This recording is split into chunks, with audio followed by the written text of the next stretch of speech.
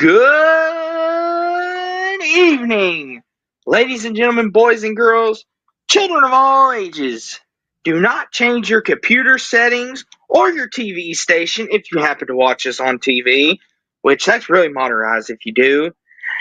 Dude, this You're probably is watching the. us on your laptops or desktops That's true, that's true. or But, phones. yes, true. However, you're watching us tonight, we appreciate you being here, number one. But, this is the CFP National Championship picks and analysis. We have made it. It's the finale. It's it, Jackson. The final game of the 2024-2025 CFP/CFP regular season. And we're here to break it down, give you our pick for who we think is going to win it all tonight, and have a little fun along the way.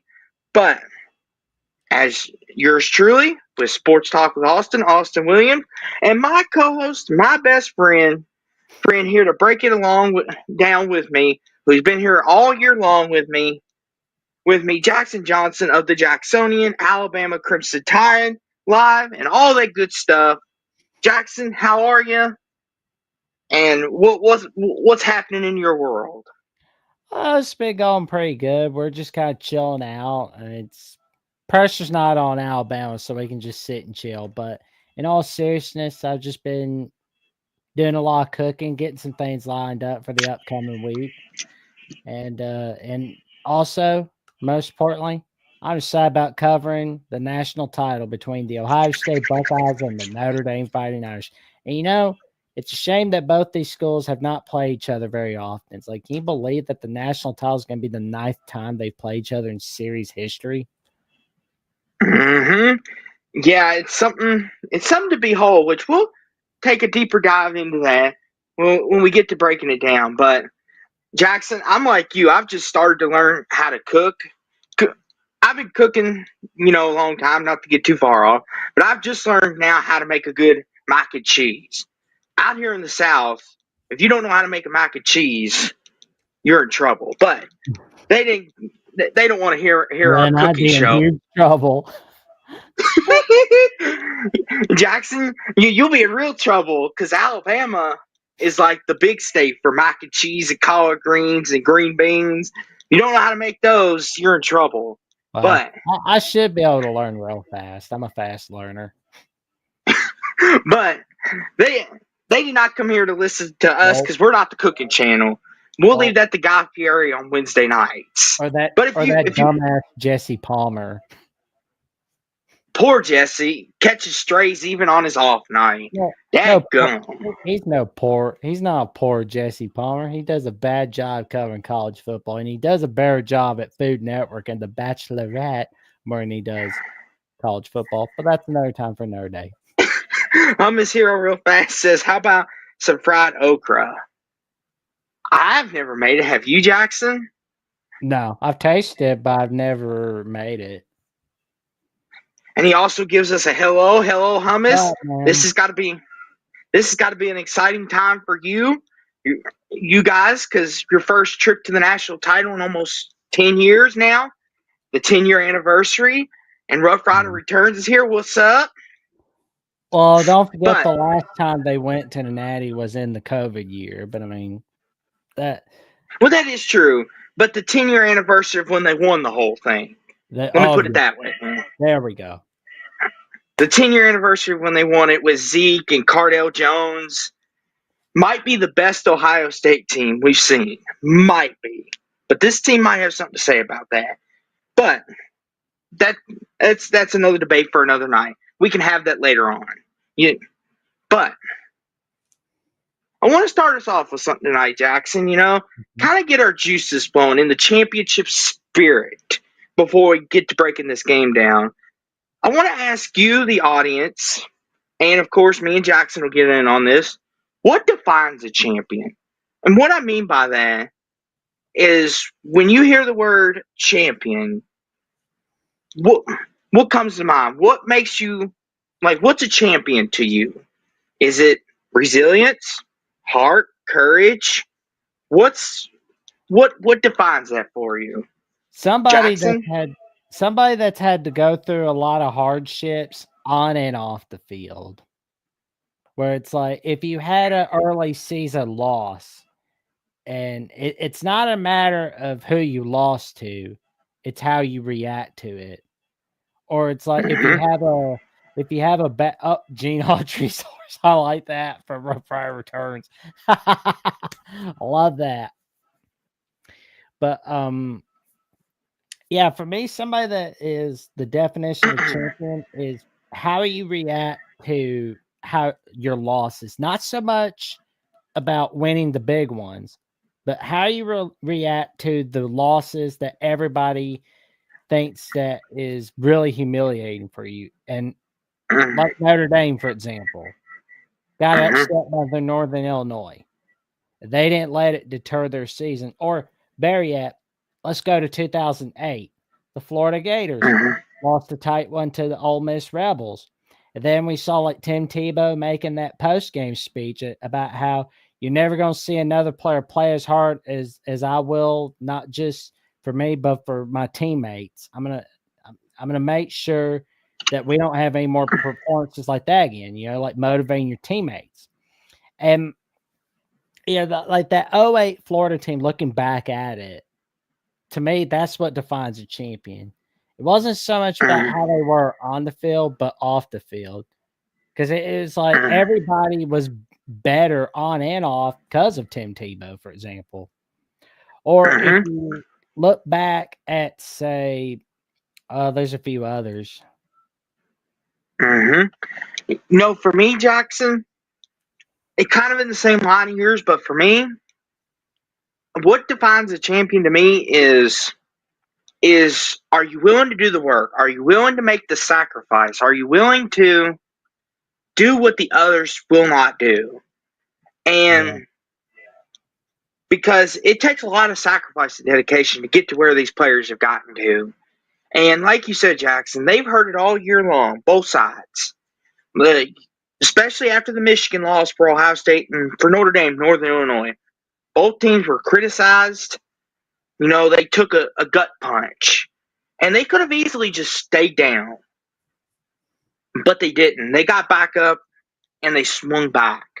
And that's another characteristic every champion needs to have, is when you get hit the hardest, how do you respond? Are you willing to get up off the mat, shake it off, and keep coming and taking everyone's best shot until you can't take it anymore? That's what a champion is. Someone who has heart, has courage, is resilient, and is willing to get up when everyone says you cannot get up. And for both of these teams, that's exactly their season in a nutshell. They got hit in the gut, and they both got back up, and they're both playing for everything now. You can't write a better story. Exactly. I mean, like the Ohio State Buckeyes, losing their fourth straight matchup against the Michigan Wolverines this year. We heard all the talk. Well, Brian Day should be fired. He should be fired. He needs to go. He needs to go. But what does Ohio State do? They stomp a mud hole in the Tennessee Volunteers. They stomp a mud hole in the Oregon Ducks. They win a big game against the Texas Longhorns. Now they're playing for it all. And I think like that hot seat talk, which I don't think a lot of it existed to begin with, which is all yeah. And Honest here brings up So Like Luke and Cool Hand. That is a classic movie. 50 Eds in an hour. Like that dude, oof. I don't think everybody in the bunk was doing well that night after he ate those eggs. But I love how Dragline, that was like his buddy. Like at first they were like rivals, but then he saw like the resilience that Luke had. He's like, damn, I'm gonna hang out with this guy. But, it's like, and at the end where he was talking about that Luke smile, you all knew Luke. That was that favorite part, that Luke smile. This is my best George Kennedy impression I could do, but anyway. But to this Jackson, there's a quote that I want to bring up real fast that I, to this day, that defines this game to a T. There, and you might know this, Jackson. To all the non-believers, to all the haters, to all the doubters, never underestimate a heart of a champion. Agreed. That is one of my favorite quotes. I've ever heard. I've even got. I read that every day to myself. Even though I'm not an athlete, as we could tell, but I just love that quote. Because you can be a champion in life too.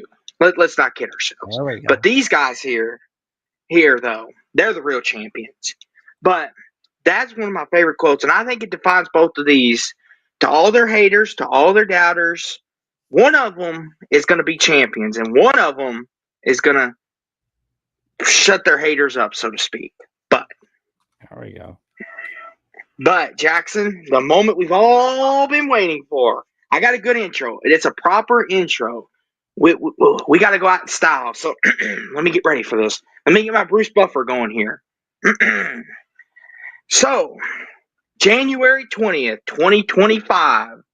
It is the College Football Playoff National Championship between the Ohio State Buckeyes and the Notre Dame Fighting Irish in Atlanta, GA. 7:30 Eastern, 6:30 Central, and 4:30 Pacific.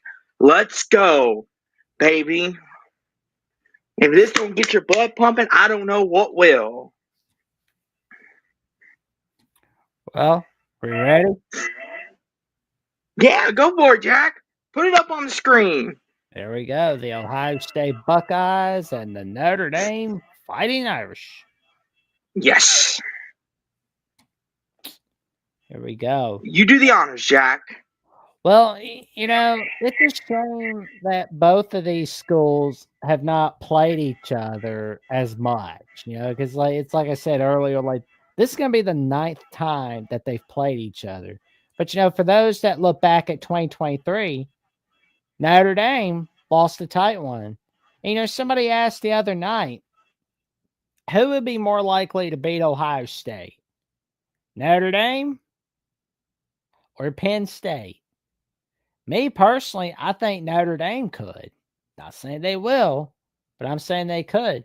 Because look at how they play against Georgia. Look at how they play against Indiana and Penn State. That team had some magic. I mean, it's like they got that running game going. They had a good enough passing game last week against Penn State. It was amazing from Notre Dame. Mm-hmm. And, special teams got going against Georgia. Defense got going. And, the Buckeyes, we've seen what they can do. They've got a magical offense. Because, Texas showed us a key to victory, which was, shutting down Jeremiah Smith.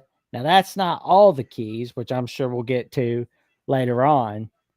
But it is a shame that this game has not been played as much. But, when you look back at the historical aspects of it, the reason why it wasn't played they didn't play each other throughout the 40s through the early 90s was because of the fact that they really like one another.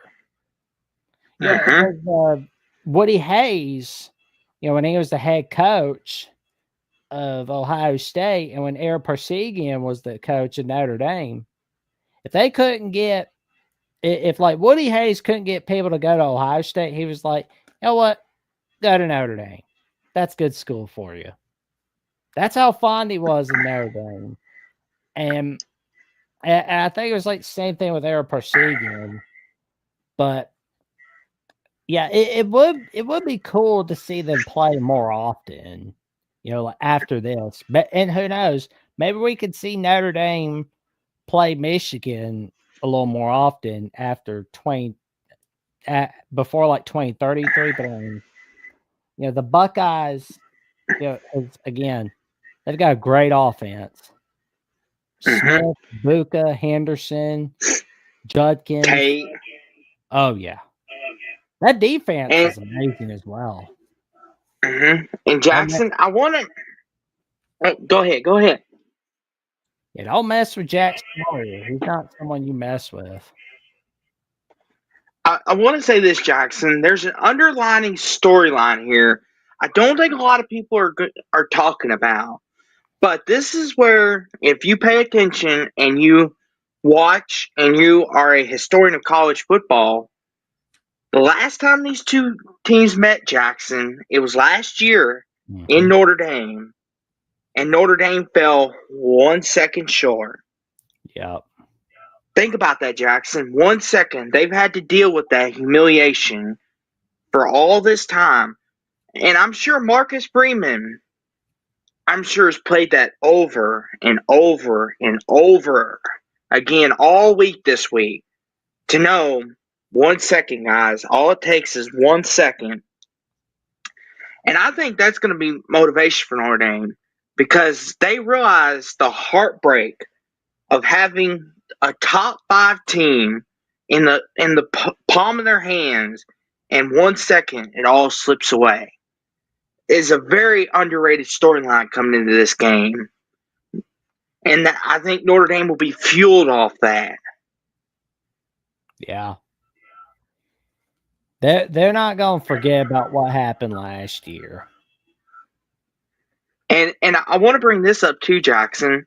You know, we'll kind of break this down in a little more detail. The quarterback matchup: Riley Leonard against Will Howard.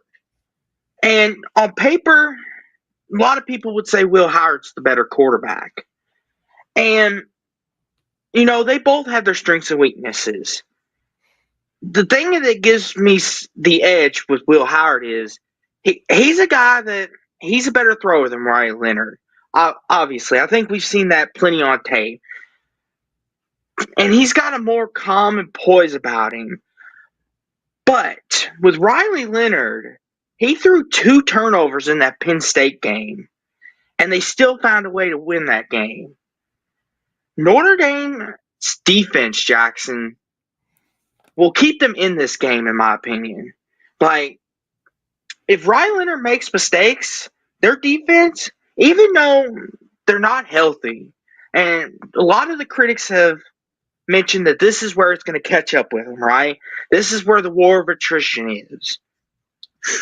Notre Dame's defense, they're gutsy, they're scrappy.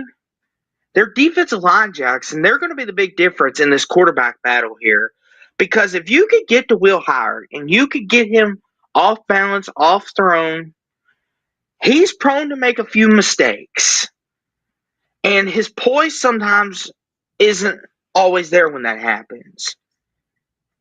That's going to be the key. If Notre Dame can get some turnovers, if they can make Will Howard feel uncomfortable, they've got a shot. But on the other side, Riley Leonard, he's got to be able to throw the ball more than 5-10 yards. He's got to be able to take some deep shots, take advantage of the secondary, because that Ohio State D line, like Notre Dame's, is going to eat you alive. Because Ohio State's not going to be buying into, because Notre Dame is not a threat to throw the ball around the field on you.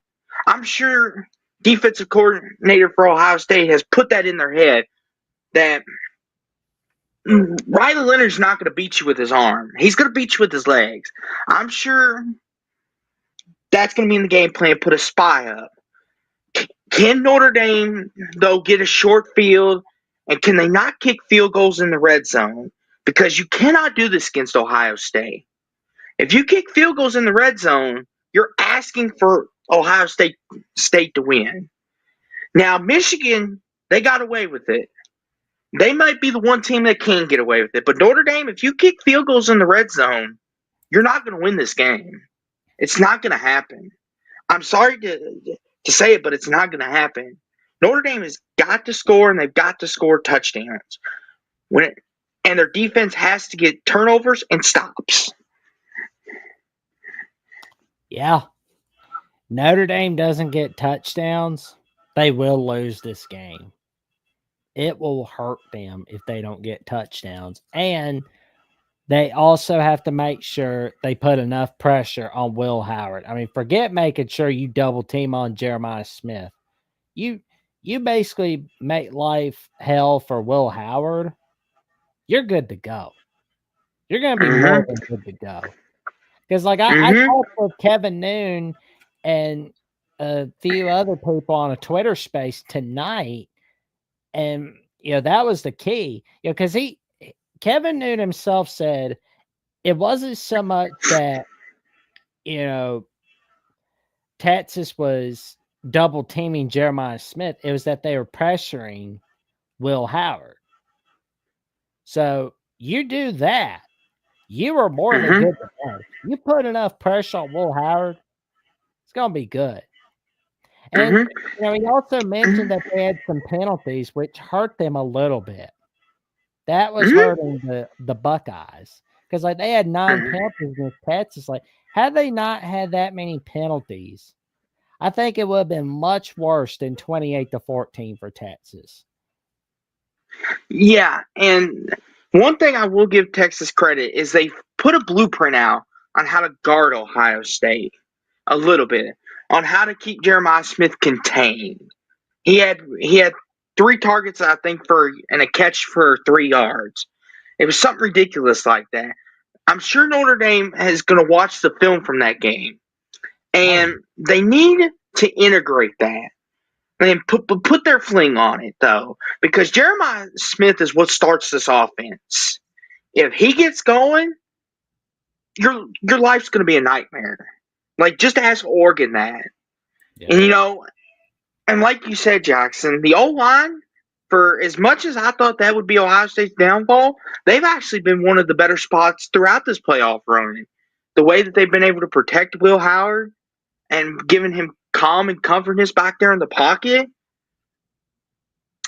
I think that's been one of the things I'm really impressed about with this Ohio State team is they've been able to deal with those injuries and they're still able to play at an efficient level. But like you said, though, Jackson, penalties will kill any team.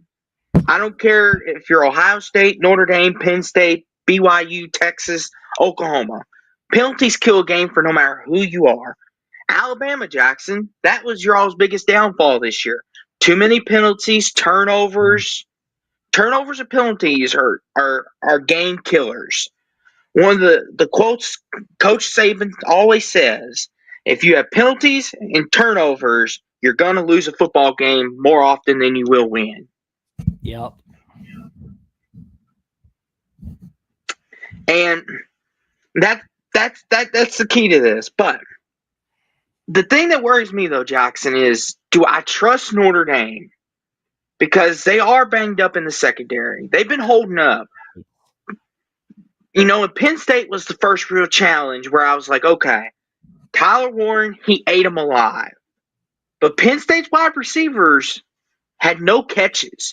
Now, some people may say, well, Penn State, they didn't exactly have a good game plan, and they kind of gave Notre Dame an exit route. That could be true. But to their credit, though, they held everybody else at bay, but Tyler Warren had a big day. Ohio State, like we mentioned, they've got a plethora of weapons: Abuka, Tate, Smith. They've got a double-headed monster at running back in Henderson and Junkins. You've got the bruiser in Junkin, and you've got Henderson, who's the speed guy. Pick your poison. And this is where the war of attrition begins for Notre Dame. Can their healthy bodies that are in there, can they hold up? Can their offense do their part? That's going to be the question. And let me ask you this, Jackson. I know B-Bean says Notre Dame has no chance. Do you think Notre Dame? Do you think it's being over dramatized? Do you think that Notre Dame has no shot? I think if Notre Dame can get some touchdowns going, they can do what they've been doing against Georgia and Penn State. They're really good. Mm-hmm. See, B-Bean says right here, Notre Dame has no chance. What do you think? I disagree with that. You disagree? And Dreadnought Fear says Riley Leonard, better quarterback, wins the championship. Okay? Yeah. And Clint Moses, besides Will and D, I haven't heard anyone pick Notre Dame. Is the Ohio State sniffing their own farts too much? And Dreadnought Fear believes that Riley Leonard is way better than Will Howard. But Hummus disagrees. And he points out all the attributes that Will Howard contains. He's taller, more durable, a better arm. He can run like Leonard also. He just hasn't generally needed to. But he also points out Leonard is a competitor. And that is true. That is one thing, Jackson, that if you're going to win at any level, you need to be a competitor. And that's what Ryan Leonard is. Because Jackson, he took a pretty gnarly hit in that Penn State game, but he got back up and got in that game. Although he didn't look impressive, but he was the competitor. And he's been that way his whole career, even at Duke. Jackson last year, he hurt his ankle really bad, but he toughed it out because he wanted to be there, even though he wasn't quite healthy and wasn't playing right. And lucky for him, he didn't mess it up any worse. But that's the competitor he is. And Dreadnought Fear says Will Howard was horrible at Kansas State. I would say he was horrible. They won the Big 12. 12, I mean, 12, it certainly wasn't the defense. I mean, does anybody in the Big 12 have a defense? What do you think, Jackson? Any of these points some teams you disagree with? Some teams got it in them, some teams don't. And B Bean says, will the SEC officials call the game?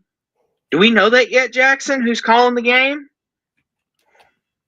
Let's check and see who's going to be officiating. And Hummus also points out Penn State doesn't have... Yeah, Steve Marlowe from the SEC. Yes. And Penn State doesn't have the best wide receiver talent, honestly. That is true. Yeah, there's going to be an SEC officiating crew for this one. Oh, boy. And Troy V says Penn State had 200 yards rushing. That is true. They did. And Hummus also says the best passed offense Notre Dame has played this season was USC, and they put up about 350 yards passing. That is true, too, yes. And that was not really good USC team for their standards. This wasn't Caleb Williams USC. There's a lot of weak holes in Notre Dame, yes. I'm not saying, but Notre Dame has their strengths as well. It's lopsided on paper, though. But as we know in sports, and if Jeffrey was here right now, he would agree with me on this. It's one game. Anything can happen in that one game. Notre Dame could take a kickoff back like they did against Georgia. Notre Dame could block a kick and return it. They could get a pick six, and all of a sudden it's 10-0 to start. Now, I'm not saying Ohio State can't recover from that. We've seen them do that. But one fluky play could turn a game on its head. Just ask Jackson about that. The kick six is a great example. I know, Jackson. I know. Bad memory. But it's a great example.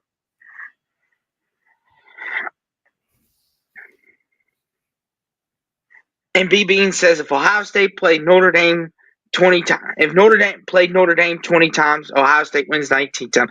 I don't know about that. I mean, let's give Notre Dame a little credit.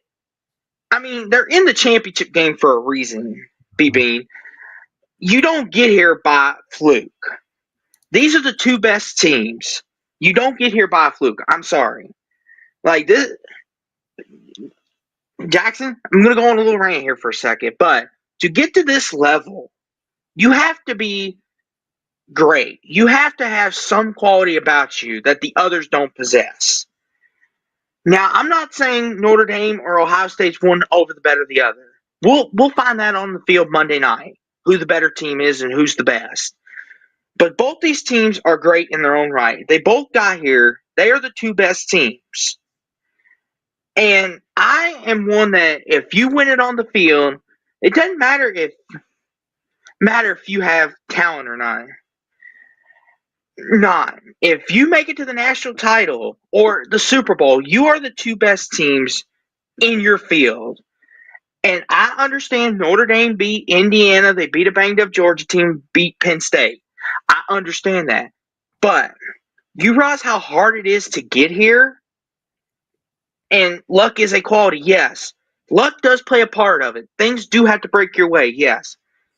But you have to be some semblance of good to great. Jackson, you are a perfect example, and I'll let you chime in on this. Alabama, one of the greatest dynasties we've ever witnessed in our lifetime. How much luck do you think played into that? A little bit. I mean, you take 2009, for example, we got lucky against the Auburn Tigers. We got lucky against Tennessee by blocking field goals, not once, but twice. So luck played into that a little bit. Or, you look at 2015, we got lucky against Tennessee. We got lucky in the national title against Clemson with our play call for onside kick. We were going for that. It's like, it does take a little bit of luck, or better yet, the 2017 season, 2nd and 26, a lot there. Boom. But the point I want to make is I understand B Bean's point, and I'm not saying he's right or wrong. We're all entitled to our opinion. I respect everyone's opinion. But you have to be a certain level of good to get there.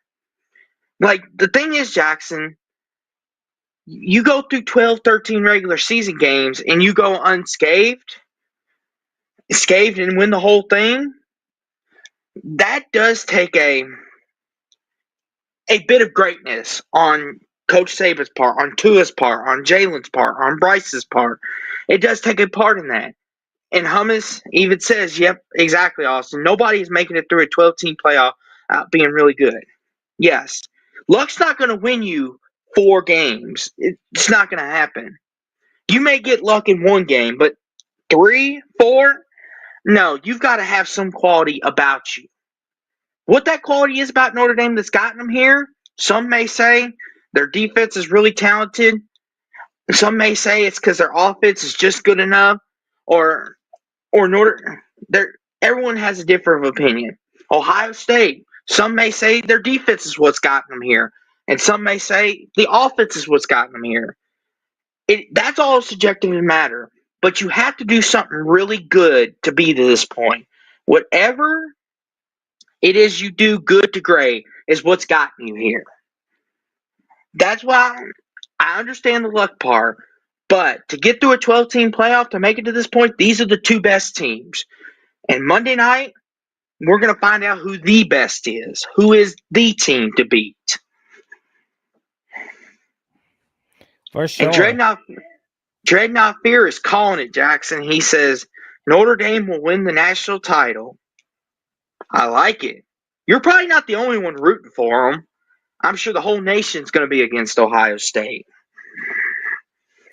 Well, I mean, especially with the way Marcus Freeman has motivated his team and the way the team just bust their butts for him. Mm-hmm. And Dreadnought Fear also says Ohio State is way too cocky and they think they've already won, but they will lose. I will say, I don't think personally Ohio State, they're good. Actually, they're great. And they have every right to be cocky because they could back it up on the field. But that could get you caught. Now, I'm not saying it will, but. And Dave Linsky, he's saying go Irish. We got another Irish supporter in here, Jackson. And Hummus says back in the BCS era, you never really knew if it was the 2 best at the end. Now it's much more probable. Jackson, you were around for a lot of those Alabama games back in the BCS day. Would you agree with that statement? I could agree with that.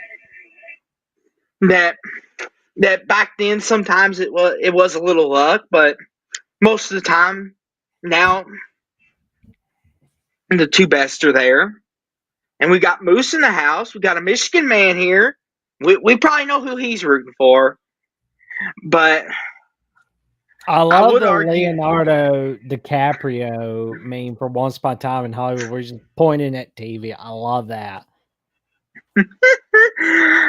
But he said, I would argue the level of competition goes down with more spots in the CFP. Reason why I keep saying Michigan won the last legit natty. Neither of these teams won their conference or went undefeated. That is true, yes. And I get that point. And Moose, you're 100% right to think that way, because that's a fair point, that winning your conference should matter. But it's also one of those two where it's also about the path you take to get there. And that's kind of a good segue, because I was getting ready to ask Jackson, who do you think had a harder path to get here? Ohio State or Notre Dame? I would say Ohio State had a harder path. Yeah, I would too. I mean, and it's shown, but like Notre Dame, for example, Jackson, Notre Dame, for example, Moose is apparently he's got him some haters in the chat, I guess. But Dave says he takes Moose's opinion with a grain of salt. He's a Michigan fan. Oh Lord, I don't know why Michigan is so hated all of a sudden, but here we are. Well, that's the Michigan-Ohio State rivalry for you. Yeah, it's true. Yes. And Hummus brings up a good point. The Ohio State fans might be overconfident and cocky. The players and coaches, I don't think so. No. You'll have those one or two knuckleheads that think they're all that, but most of the time, and I got to bring this up, Jackson. Did you see the Lou Holtz Ryan Day thing? Oh man, they've been fussing. They're at it again. Yeah, Lou Holtz is like. I want to see Notre Dame, Ohio State play each other more often, because I want to hear Lou Holtz, talk about Ryan Day, and I want to hear Ryan Day talking a little bit about Lou Holtz, because I'm going to be honest, I want to hear what's said next. And it's like, and I think it's one of those things, Jackson. I think it's a little silly. It's like, really, Ryan Day? I understand you didn't like what was said by Lou Holtz when he called you all soft. I understand that. You took that personal. I understand that, and I get that. But for y'all to continue this to this point, like, come on, guys. Don't act like children. For Christ's sakes. And we got the real MVP in here. No. We got Darrell in here. And Darrell says Ohio Yes, how about that? And Darrell says Ohio State is better than Notre Dame. This game should be over at halftime. I wouldn't count your chickens before they hatch there, Mr. Darrell. Notre Dame could surprise us all. You never know. And like Jackson says, you never want to throw the baby out with the bathwater. Don't throw the cart in before the horse. That's another. Oh, okay. Yeah. Yes. See that either saying works. Oh yeah. But pigs could fly as well, Austin. Well, that is true, Darrell. That could happen. You never know. We'll draw some wings on some pigs and get magic fairy dust, and they'll fly tomorrow morning when we wake up. But in all seriousness, though, Notre Dame's got a chance. Not a great chance. I would give them about a 10% chance to win this game. That might spoil who I'm about ready to pick, but I give them a chance. Everybody's always got a chance. Yeah. And Moose says it's either going to be a close Notre Dame win or an Ohio State blowout. Yeah, I can see that. What about you, Jackson? Yeah. I feel like, however, this game's going to be closer than the experts really have it. Mm-hmm. And B Bean says how Notre Dame got there. He's explaining easy schedule, easy playoff draw, lucky plays in games like the 14 points in 50 seconds, UGA, big game Franklin, etc. Luck runs out on Monday. I mean, you make some great points, B Bean, but The big game, Franklin, I will die on this hill. He did not lose Penn State that game. I know I don't want to go on a big rant because then Jackson's going to have to take out of my pay here. But that was Drew Aller. He lost that game. James Franklin did everything he could. Drew Aller just decided to throw across his body like he's Patrick Mahomes. That's on him. I'll stick with that. The Georgia game, okay, you got me there. The easy schedule, sure, you got me. But and he says luck runs out on Monday. You never know, B Bean. The luck could run until after Monday. And B Bean says, Austin, your 10% chance is the 2 wins out of the 20 chances. Very close to my 1 out of 20, LOL. You made fun of me, LOL. Well, I could have said it 20-30%, but I get called nuts. I mean, just saying. Oh, man. And Darrell and Hummus talking about strategy. That's a good analogy, Darrell. Ohio State is the hammer and Notre Dame is the nail. Poor Notre Dame, Jackson. They're not getting no shot.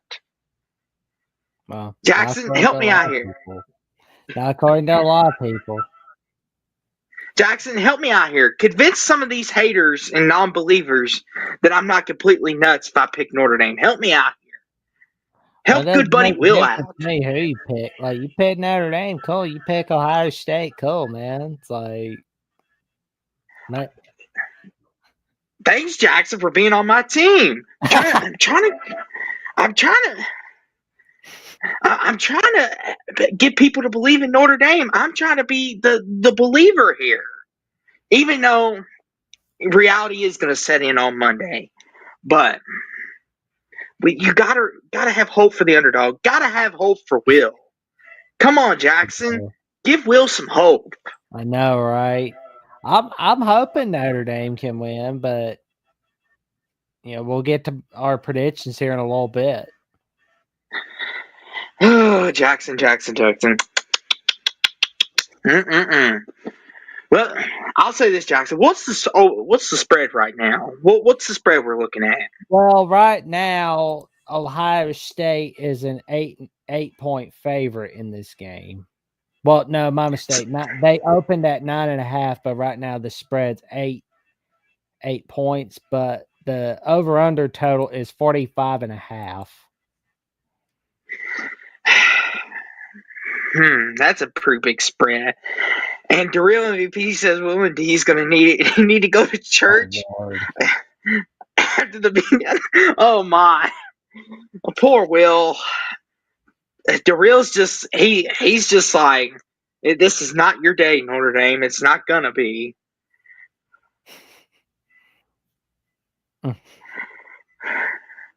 And Dave Lindsay says, I want Notre Dame to win since you're my second favorite college football since I was a kid, but I'm pretty sure Ohio State win this game. Well, Jackson, there's no believers. And B Bean says, why aren't you all streaming a live reaction video during the game? I mean, I wouldn't mind it. I mean, I don't have a dog in this fight. I want to say that. I don't have a dog in this fight. If Notre Dame wins, that makes Louisville's loss them look even better. But if Michigan wins, good for them. Notre Dame wins, good for them. Jackson, Ohio State, you mixed them up a little bit. Yeah. Thank you. I'm so sorry. But I think you got a dog Jeffrey's been getting on your mind a little bit today. Yeah, true. Yeah, thank you. But Jackson, you don't got a dog in this fight, do you? You don't care who wins, do you? Nah. Although I do want to see Notre Dame win it all for the sake of our buddy Will. I do too. It would be a nice story, and it would put a lot of the Marcus Freeman doubters to bed. But I don't think Marcus Freeman's going to have any doubters. I think all those doubters are gone. because like Notre Dame has shown they could win the big game in the postseason, and it's kind of like when Kirby Smart first came to Georgia. The Mark Richt era, Georgia was winning enough games, but they weren't winning the big games, the big postseason games. They weren't getting any of that from Mark Richt. But then Kirby Smart comes in, boom, they win the big ones. They're winning the big regular season games, the big postseason games. Now they can win names. Although we're going to wait and see whether they can get some natties in the rest of the 2020s decade. But Kirby showed us he can win. Same thing with Clemson. People wanted to see if Clemson was going to be able to win the big one with Dabo, or if they were going to be Clemsoning. They were Clemsoning for a little bit, but then, boom, we saw Dabo gain a natty for Clemson for 2016 and 2018. For Marcus Freeman, I don't know if he's going to get Notre Dame a natty this year, but we know he's going to get the Fighting Irish a national title at some point in this decade. That you can count on. And Jackson, our friend Darrell here, he says Ohio State has got a glorified bye in the national championship game. Darrell, we love you, good buddy. You're awesome, but come on, it's not a bye. Notre Dame's going to make this competitive. I believe in Notre Dame a little bit. I'm not saying they're going to win, but give them some props, Darrell. Come on, give them a little props. Come on, like you have to be good to get here.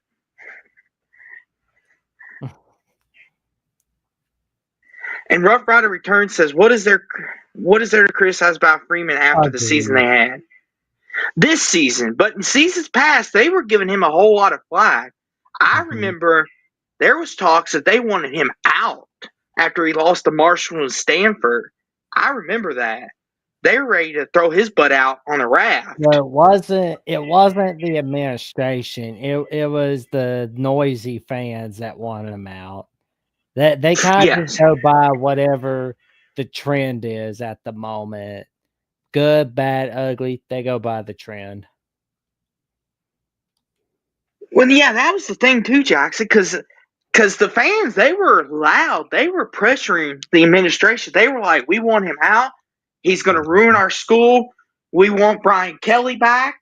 And then, because you shouldn't be losing to Marshall with Stanford, Notre Dame. Like, it's just not supposed to happen. That's like Alabama losing to Stanford. Like,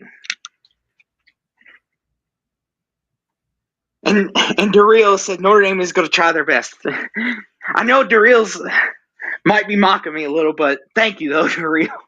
Thank you. But, and Moose says he doesn't want either team to win, but if I have to choose, it's Notre Dame for two reasons. I don't want to see Ohio State win, and I'd like to see them win one for Will. Jackson, that'd be kind of like if your two rivals played in the title. LSU and Auburn played for the title. Who would you pick? Or Tennessee and Auburn? Oh, man. That's a cluster right there. I know that a lot of our Michigan friends, they've not been too happy about this one because they're like, nope, we don't like it. We don't like it. They can blame them. I would be too. That would be like Kentucky and Indiana playing for it all. I would be complexed. I'd probably root for Indiana. I just don't like Kentucky. Kentucky, Cincinnati, or Kentucky, Memphis. That would be a cluster for Louisville right there. Yeah, that too. Yeah. But good thing for me, Jackson, is I may not ever have to worry about that situation arising in football, maybe basketball. Well, if Cincinnati can win a game of basketball, I mean, they're not in the early 60s where they're winning natties, but I love for them. And Darrell asks, my only question is, what direction are Notre Dame fans going to take after this game? Go for it, Jackson. I think they're going to be excited about where the future's going. I think they're going to be fine.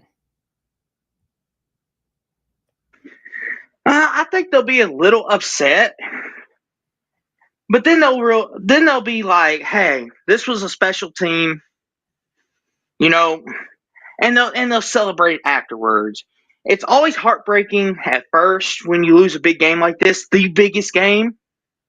If they do lose, I think it'll be one of those things. It'll be hard at first, but then they'll look back and say that was pretty darn special. We hushed a lot of the doubters, and everybody that said we need to join a conference can go away now. Yeah. Well, I mean that's kind of going away for the time being, but it's popping back up. I mean, it's ramped up a little bit, especially with like Cam Newton on First Take. The top fashionista just running his mouth about Notre Dame should be in a conference, Notre Dame should be in a conference. Whatever, man. Whatever. It's like, but I do agree with this statement from Babine where he says Notre Dame should play Michigan every year. I agree. I agree. I mean, I feel like the TV networks for the Big Ten are going to try to make it happen. They're not sitting there waiting for 2033. That game's going to be played before then. Either sometime in the playoffs in the next few years, or you're going to see it come back as a regular season matchup. And That's Dave true. says that Notre Dame should renegotiate with the ACC or get out of the ACC contract. I can see, like, if conference realignment does open up again, I can see where that happens. Because, like, we got to remember, when the Big East was when everybody was just taking Big East teams left, right, and center in the mid 2000s, they almost took Syracuse, but fortunately they didn't at that time. But 2011, Big East was losing Syracuse Pitt. Boom, Notre Dame's waiting a year and going, let's take our other sports and get them out of the Big East, take them to the ACC. Because everybody's going to read the Big East. So that's how it happened. I think if you see conference realignment emerge again, like maybe not, I don't think it should happen in the summer of 2025. I mean, there's going to be talks. A lot of people talking about because, I mean, people are bored out of their minds in the off season. I mean, it's like they don't want to be scratching their rear ends and picking their nose or, looking at the latest magazine on Amazon or whatever. But Jackson. But people are going to be talking about conference realignment for a little bit, and then it's going to be on to the games. But when it does happen, watch for like Florida State, Clemson be like, "Oh, we're leaving the AC," and then Notre Dame, boom, gets out of their AC contract some way, shape, or form. But I mean, no time for Notre Dame. And Moose, I want to bring this up because this is kind of interesting. Moose says the two worst possible teams playing in the Natty. If you're a Michigan fan, LOL. I kind of feel like the CFB gods are punishing us for the 15-0 Natty season last year. Yeah, they're just like, you know what? Instead of punishing y'all by taking away your players and stuff, your two most heated rivals, they're going to be playing for all the marbles when the new 12-team playoff comes out. Be like, enjoy that, Michigan. You're welcome. It's our gift to you. That is very true. Notre Dame did want to join the Big Ten, but then they got spurned. It's like getting rejected by your high school crush for prom, but then like years later, your high school crush has turned into a freaking mess, and you're like better off than them. That's Notre Dame in a nutshell. Mm-hmm. And Jackson, our good buddy DeReal here is giving Louisville crap. Listen, DeReal. Listen. Real fast, Jackson. DeReal, I respect you as a competitor, but football, you have owned us the last couple years, but football has been primarily our sport, good buddy. Football has been ours. I'll let y'all have basketball, but we're coming in basketball. Don't you worry, DeReal. We're coming back. but I respect you as a competitor. And Jackson, and Rough Rider Returns says Notre Dame will bring a huge fan base to the Big if they join the conference. They will. I don't think it matters what conference they join. They're going to bring their fan base with them no matter what. SEC, Big Ten. Heck, if they join the Big 12, which I don't think that's going to happen. They wouldn't have any national rivals in the SEC or Big 12. I mean, it's like not anybody you can play on rivalry week. I mean, the Big 10, they got all the rivals: Michigan, Michigan State, Purdue, and USC. So I mean, you get to play USC. Like, you still get to play USC every year, but it's just like, but Double J got the stroke. oh my, Jackson. Oh, what was it with the pen, or how about what? I don't know. Not looking too bad. Yeah. No, B-Bean, I don't block anybody. Hey, I call it a little brotherly push. I push Kentucky fans, they push me. It happens to all of us. It ain't that serious. We ain't Michigan, Ohio State. Not in football. Yeah. And Moose says, remember, oh, yes. My bad, Moose. I should have known that. Yeah, Austin, the WWE expert. I'm a moron about it. I know like a few people on there, but that's it. Yeah, he called the stroke. Yes, Moose. Now, Jackson, you'd make a good wrestler. You would. You'd make a good wrestler. Come off with the. Come off the top rope, be like, take this, Tennessee fans, pow! But that's another story for another day. Yes, sir. See, we have to talk trash because that's what rivalries are for. But remind me to set something up do like a little 20-minute discussion. This time it won't be a 2-hour discussion. It'll be like a 20-minute discussion between the two of y'all on the Alabama Call-In show. That'll be cool. Listen. I respect Kentucky and their history. We've got ours, they've got theirs. We don't like one another. I mean, that's okay. I'm cool with it. I'd rather them hate us than love us. And Wolverine Gage says Notre Dame has a chance as long as they stop the Ohio State running game. If it gets ugly early, that's going to be hard for Notre Dame to come back. That is true too. I don't think we talked about that, Jackson. But the running game for Ohio State is very, very. We mentioned it, but that is one thing you kind of forget about it because they lull you to sleep with their explosive plays with their receivers. That they also have a running game to rely on too, and that is what really, really helped them in the Texas game. What do you think, Jackson? Agreed. Put a stop to the Ohio State offense. You're good to go. Yes, I was born and raised in Kentucky, B-Bean, yes. I'm a proud Kentuckian.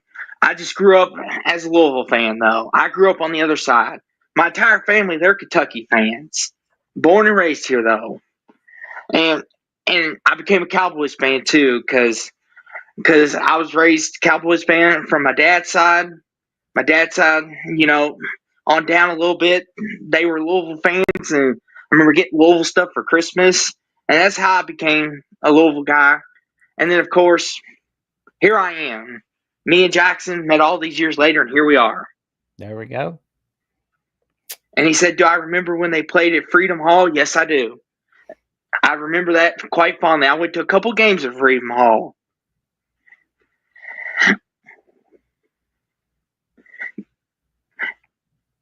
And that's kind of my origin story there. A quick one. But Jackson, as we get ready to wrap it up, is there anything else that we forgot to mention before we make our pick? Well, I'll just tell you right now, it's going to be a wild one, and it's going to be awesome seeing what happens on January 20th, 2025, Monday night on ESPN. Yeah, that is true.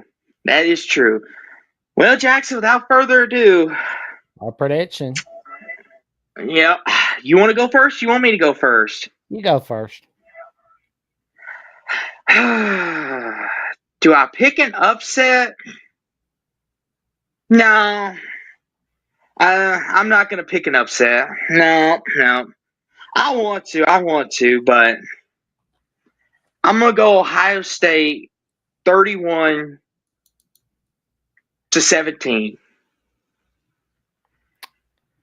I'm gonna go Ohio State 24-21. Mm-hmm. Yes. And I put the call-in link in if y'all would like to come talk to us, about Come this, since on there's a lot in. of chatter. Come on Yeah, in. come on in. We'll, Come on in. we'll, we'll, we'll take we'll take a little call. We're feeling good tonight. The chat's flowing. If y'all want to come talk to us, come on in. Me and Jackson want to hear from you. Doesn't matter what fan base you're from. Now, obviously, if you're an Ohio State fan, we don't want to talk to you. Go shoot. No, I'm just kidding. We'll talk to you too. We Why? talk to everybody. Hey, don't make us the bad guys here. Oh, we got Drayton our Beer. first How caller dare? tonight. We got our first caller tonight. He's the star. He's a star caller from Voice College Football, Darrell MVP. How you doing tonight, man? Hello, guys. How are you doing this evening? Oh, we're doing pretty good. How are you doing tonight? I'm doing good. Austin, man, I love your optimism that this game's going to be competitive, but if Notre Dame goes man coverage, this game is going to be over just like that. I mean, God bless anybody trying to cover Jeremiah Smith one-on-one. That's all I can say. And Notre Dame, I don't think in a week and a half is going to be able to do something and change their defense, which they haven't been able to do all year. I just don't see it happening. I think Ohio State was built for this moment.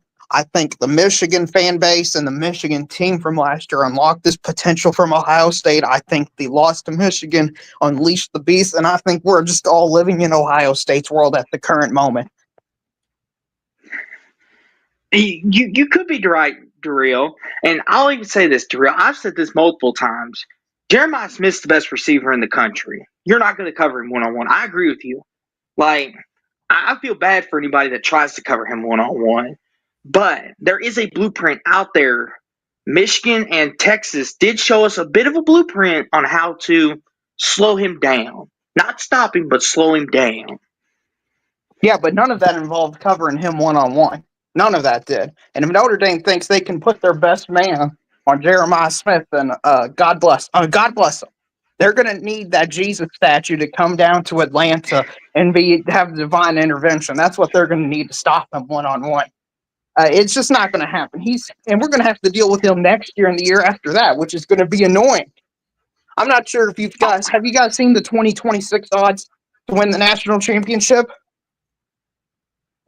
I haven't yet. Let me guess. Is it Ohio State again? It's Ohio State again at plus 450 on FanDuel. My goodness, Lord. The clear favorites. Not even like there's a bunch of teams. It's Ohio State, and then a gap to Texas and like Oregon and Georgia and those teams. We could be living in Ohio State's world just because they don't need a great quarterback. I mean, they get a Miller Moss player. Like I know Austin, just got Miller Moss. They get a Miller Moss caliber player. It's over. It's just over, man. They just got better players than most everybody else does. It's sad, but Michigan football had to win the national championship, and now I don't think Ohio State's going to be happy to tie Michigan. I think they want to beat them, and so they're going to win it next year as well. What do you guys' thoughts about that? Go for it, Jackson. Well, it'll be interesting to see what happens for 2025, 2026. But all I know is we're going to be seeing that way too early top 25 5 minutes after the national title ends. After we see one of the players on the winning team kiss that trophy, like, that's going to happen. We're going to be saying, oh, way too early top 25, number 1, number 5. I mean, we already got it from Bleacher Report, but the one from ESPN, we know we're all going to be looking at it out of curiosity. Although I can't wait for the summertime. I'm already counting down to it because that means the Phil Still magazine is going to be coming. Right. I'm looking forward to the NFL season coming to an end because Moose, even though he claims he's not a troll in the comment section, always trolls and talks crap about how the Lions are favored against the Chiefs. So I'm just looking forward to Chiefs winning another Super Bowl so I get to go on Mark's show for a third straight year and say, hey, we won the Super Bowl again. Patrick Mahomes is the greatest quarterback of all time. We got the greatest coach of all time, and Andy Reid. We got the greatest tight end of all time, and Travis Kelce. And the Lions are still the Lions and haven't won anything. By the way, guys, Commanders are what, 9.5-point dogs this week? 8.5-point dogs? Oh, man, can we get some Commanders money line action? Jane Daniels with Lions defense not being able to stop a nosebleed. Their defense in a hospital, basically. Where's all their best defenders? In the local hospital. That's where you'll be able to find them. Can we see some Commanders upsetting the Lions this week, gentlemen?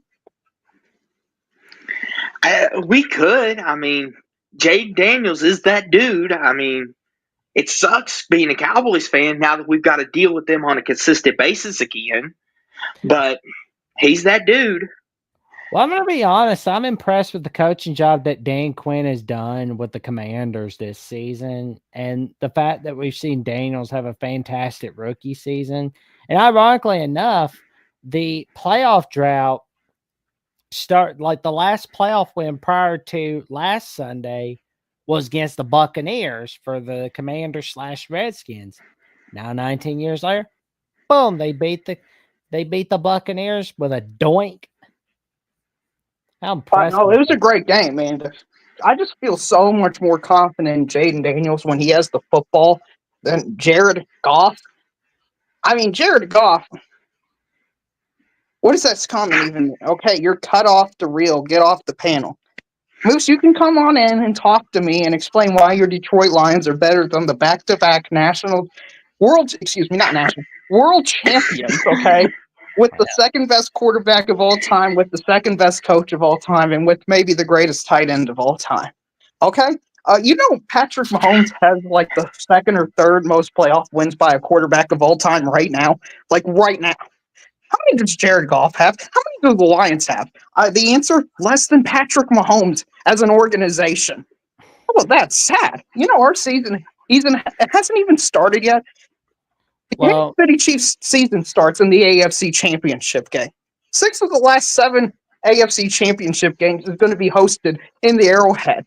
Can we just have it permanently placed there? I mean, that would save the NFL a lot of money, and they could do a bunch of marketing and just say, hey, we're just going to have it in Kansas City. We all know they're going to be there, and they're all going to be the 1 or 2 seed anyway. So let's just have it there, and they have tons of marketing to sell tickets early. Let's see how. I think the Chiefs will beat the Texans, of course, but let's see what they can do against the winner of the Ravens-Bills. Well, that game is the AFC Championship game, is the Ravens, if we beat the Texans. And we should, because Tim Settle, I don't know if you know of him, a defensive lineman, made some trash-talking comments about how they're going to get Mahomes and he's not going to be able to scramble. But ironically, in the regular season matchup, there was an iconic picture of Patrick Mahomes, the second greatest quarterback of all time, just in case I haven't reminded you enough, running into the end zone while Tim Settle was literally laying on his back, just looking at Patrick Mahomes in the end zone. I think he was actually laying on his belly, just looking at Patrick Mahomes as he was waltzing into the end zone. Just Patrick Mahomes does. You talk trash to him, he makes you look foolish. I gotta ask you, who are your top 3 greatest QBs of all time for the Kansas City Chiefs throughout the franchise history? Oh gosh, that's a tough question. I'll put Patrick Mahomes 1, Patrick Mahomes 2, and Patrick Mahomes 3. How about that? No Lynn Dawson? No, listen. I don't know all-time rankings and stuff. I don't do any of that stuff. I care about, because the Kansas City Chiefs before Patrick Mahomes was pretty irrelevant, okay? And pretty just mid. As Jeffrey said, they were just a mid program and a mid team with like Alex Smith was the perfect encapsulation of what Kansas City Chiefs football was. They're a nice team, fun to root for, but never really did anything of significance. I know they won a Super Bowl way back ago, back when when Notre Dame was relevant. That's when they won a Super Bowl, when Notre Dame was relevant. That should tell you how long ago they won a Super Bowl. I got to say this, though, Darrell. Alex Smith, a lot of people give him credit for the Patrick Mahomes success. And even Mahomes has even said the year he spent behind Alex Smith really did his career some good. And I do think if he would have just been thrown in, I think he would have struggled, but he would eventually have gotten to where he got to. But him being behind Alex Smith, I think really helped him. Even you have to admit that, Darrell, seeing how a veteran player like Alex Smith, like you said, is good. He's a good quarterback, and he's able to bring Mahomes along like he did. Even you have to admit that without Alex Smith, maybe we don't get this version of Mahomes as early as we got him. I just know I got tired of watching the AFC version of Kirk Cousins every single year. A quarterback that'd go 12-5, 13-4, and he had no belief would win anything. Or like Sam Darnold was this year. Oh, they won all these meaningless games, and then they enter the playoff. What happened? They roll over and die immediately. I just got tired of seeing that. I am half full Kansas City. This is what good organizations do, not like the Lions, the Jags, the Texans. Just throw somebody in immediately and hope to goodness they're the greatest thing since sliced bread. I mean, look what the Jaguars have done with Trevor Lawrence. They just threw him in here immediately. He was one of the greatest quarterbacks to ever come out of college. Now he's completely irrelevant. He may not even get a second contract because of how hurt he is. And his team is terrible. Let's be honest. I mean, they're the Jaguars. My goodness. Yeah. I mean, Darrell, you've been very blessed to see the Chiefs, but let me ask you something, Darrell. Hold on. Do you think? Hold on. You have to say back-to-back Super Bowl winning Kansas City Chiefs. Excuse me. Pardon me, Darrell. My apologies. Let me make sure I get this right. The back-to-back world champion and defending champions. You've been very blessed to see that. Almost like a New England Patriots-esque dynasty. Mm-hmm. Do you ever think we'll see something like this ever again? Or do you think Kansas City's going to be the last team to ever do it? No, I think there will be another quarterback that lights it up. I mean, let's think about it. When was the last time the NFL hasn't had a clear-cut dynasty? Maybe since the late 90s, like the 96 to 99 range. But Tom Brady, when he stepped on that field, dynasty. And then you had 20 years, basically, until the 2018 playoff game between Tom Brady and Patrick Mahomes. It went perfectly to where Patrick Mahomes entered the dynasty. So we've had a dynasty this entire century, which is crazy to think about. And then before that, you had the 49ers and the Cowboys dynasty. And then you had the Pittsburgh Steelers dynasty. So the NFL, even though it had the dynasty in the 60s. Right, if you want to go that far back. But the NFL, even though it is marketed as the sport with the largest amount of parity, ironically, has the most amount of dynasties in terms of percentage in their history. Mm-hmm. And I got to say, as a Kansas City Chiefs fan, I got to apologize to the New England fan base. I just thought they were getting every single call and stuff. As a Chiefs fan, I love it, man. I love it. I was ripping on them for 20 years getting every single call. It's so nice being on the other end of it. Now, I can't imagine with all those other poor fan bases that are out there doing, just saying, oh my goodness, it's 4th and 16. Chiefs are playing the Bengals. You know what? Throw a pass interference flag and give us the W. You know what? Isn't it just so nice? It's so nice when you're getting those flags. It's so beautiful. And I'm sorry to rip those New England fans for all those years. Oh my goodness. Also, just the magical luck. Like, you know what? All the Las Vegas Raiders who were terrible, all they had to do was beat the Chiefs was snap the ball and run a play. No, the center snaps it before Aiden O'Connell could get it and the Kansas City Chiefs recover. It's so nice just having that luck. It's so nice. It's so beautiful. You are a Kentucky fan, too. Let's not forget that. So that must be nice to get those calls in Rupp Arena. Oh, beautiful, man. It is beautiful. Hey, listen. There's some perks to being a bigger brand in sports, okay? There are some genuine perks to being a bigger brand in sports. I will not lie. Okay? It is nice whenever... Listen, when we go to Louisville, I understand every call's going against us. But you all understand when you go to Rupp Arena, every call's going our way. That's the way it's been ever since the rivalry. And I'll say this, Darrell, that's with any rivalry in sports. Like Ohio State, Michigan. Their fans will claim when they go to Columbus, everything goes against them. Same for Michigan. Ohio State fans, they think when they go to Michigan, Michigan gets all the calls. It's just how rivalries work in sport. Now, do the refs do favor some more than others? Yes. Do I think that? Yes, but most of the time, that's just how it works. Right. I see a comment from Moose. Tom Brady's got 7 rings, and that is objectively true. Do you know the gap between Brady winning his 3rd ring and his 4th ring? I think it's 3 years. No, it wasn't 3. It was over. It's over a decade. Mm-hmm. So that's right. Yeah. Somehow we don't win it this year, which we're the back-to-back world defending champions, the Kansas City Chiefs. I mean, I don't even know what I'd be like losing a playoff game. I mean, fan bases lose playoff games. You know how just crazy of a sin that is? I mean, Jackson, you're an Alabama fan. You just expect to win every single game under Nick Saban, right? We always want the big ones with Coach Saban. But do you understand how strange of a feeling it is to lose games? Like, I don't even know as an NFL fan what it's like to lose anymore. That's how long ago it's since we've lost a meaningful game. Here's the thing, Darrell. The only argument that would hurt your Mahomes argument, and this is objective, right down the middle. When it matters most, Brady has beaten Mahomes on the biggest stage, of the biggest of stages. That would be the only thing going against him.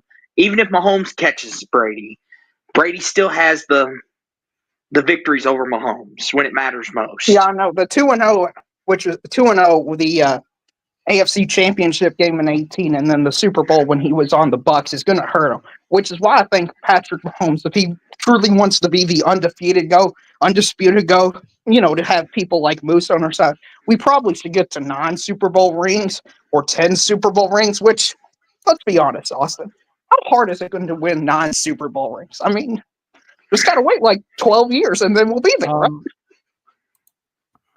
right? I'll say this real fast, Darrell. Some players are lucky if they get 1 ring in whatever sport they are. Eli Manning got 2 rings, and let's be honest. He had some of the luckiest things fall his way. The helmet catch, obviously, or Brady would have had more. I mean, Peyton, he got a couple rings. Some quarterbacks like Matt Ryan, I think he's one of the greatest quarterbacks to ever play his position. He never got one. Breeze only had the 1. And Breeze is a top 3 quarterback all time. In my opinion, Right. Still to this day. I know. That's what's sad for Josh Allen, Lamar Jackson, and Joe Burrow. I mean, they're going to have, 2 or 3 rings combined between all 3 of those players, and Mahomes going to have 9 or 10 Super Bowl rings? It's unfair. Yes. I mean, listen, put them in the NFC, and how many Super Bowl appearances would they have? A lot more than what they currently do is probably the answer.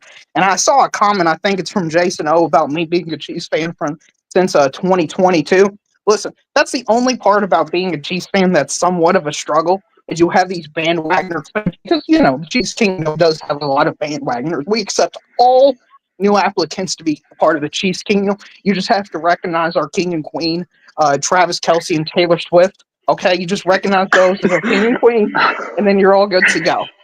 Well, I will say that's the only downside to being a Chiefs fan. And I'm sure, Louisville, like when Louisville sort of won the national championship in 2013, but not really, you had a lot of bandwagoner fans that year, and that was a bit annoying, right? Yes. And I'll be honest with you, Darrell, you'll be happy to hear this. Real fast, Jackson. The year y'all played the Eagles, I was the biggest Chiefs fan that you would ever meet besides your actual ones, because I dislike the Eagles that much. I would rather Mahomes get another one than the Eagles. And I had all my family members saying, "What's wrong with you? Why are you trying to have Mahomes win another one?" Because I don't want the Eagles to win any. Well, I don't think you're going to have to worry about the Eagles this year winning a Super Bowl. I mean, Jalen Hurts is a good quarterback. He's not a great quarterback.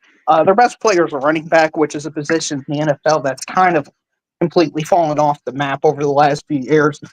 The Rams honestly might beat them this week. The Rams have got a better coach and a better quarterback, in my opinion, than the Eagles. And the Eagles against the Packers did not look good at all. Like, if the Packers quarterback, Jordan Love, was able to not throw the football to the other team wearing green, they probably would have won that game, just to be honest with you. So the Eagles have to step it up. And Austin, I know you're a Cowboys fan. Good luck with Deion Sanders, man. I'm just telling you right now, good luck with that. That's a whole different world. You're going to have Jerry Jones and Deion Sanders in the same building at the same time. Can you imagine the conversation those two are going to have? Lord help us, Darrell. Like, pray for us. That's all I need. Just pray for us. You all might as well not be a football team anymore, and you might as well be a reality TV show. That's what you should be.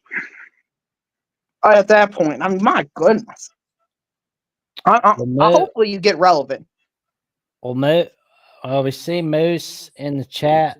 Moose, we're praying for your health. We're praying for you to get the film better as much as possible. You are in our prayers, good buddy. And we welcome Dave Walensky on. Dave, I know. Yeah. How's it going, guys? How's it going, Jarrell? How's it going, guys? It's going well. How about you, Moose? I mean, not Moose, David. I mean, you look like you're out there in the cold. Is it super cold in Minnesota right now? It's 27 degrees right now. It's not that cold. Yesterday it was -8. That's brutal. So why did you decide? Do you got something you want to ask me, or why did you decide to call in? Oh, I was going to call in anyway. I had nothing really to ask you or anything like that. I mean, we've already had our our fun in the chat earlier. Fair. So yeah, man. Well, yeah, I know.